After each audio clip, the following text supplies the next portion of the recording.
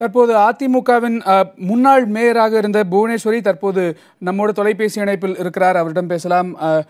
வணக்கம்மா. இந்த தருணத்தில் முதலமைச்சருக்கு முதலமைச்சரின் உடல்நிலையில் ஒரு சிறிய பின்னடைவு ஏற்பட்டிருப்பதாக அந்த மருத்துவ அறிக்கை கூறுகிறது. மாரடைப்பு ஏற்பட்டிருக்கிறது என்றாலும் கூட தொடர் மருத்துவ சிகிச்சைகள் கொடுக்கப்பட்டு வருகின்றன.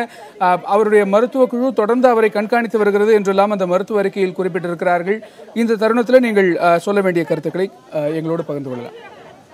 எல்லாவற்றையும் தாண்டி புரட்சி தலைவி அம்மா அவர்கள் மீண்டு எழுது வருவார்கள். அதில் நிச்சயம் எல்லளவும் ஐயமில்லை.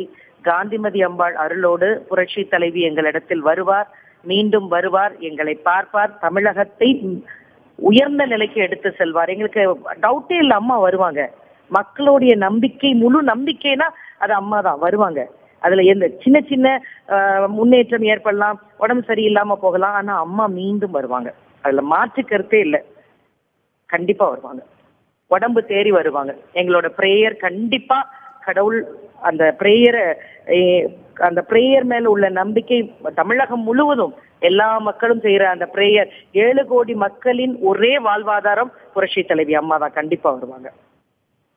ஹலோ, தற்போது அங்கு குழுமி இருக்கக்கூடிய மக்கள் பலவிதமான பிரார்த்தனைகளில் ஈடுபட்டு கொண்டிருப்பதையெல்லாம் நம்மளால பார்க்க முடிகிறது. தொண்டர்களுக்கு நீங்கள் சொல்ல விரும்புவது என்ன? அம்மா வருவாங்கிற நம்பிக்கையோட நம்ம இருப்போம், பிரேயர் பண்ணுவோம். கடவுள் ஒருத்தர் தான் நம்மளை பார்க்க முடியும். கண்டிப்பா அம்மா வருவாங்க.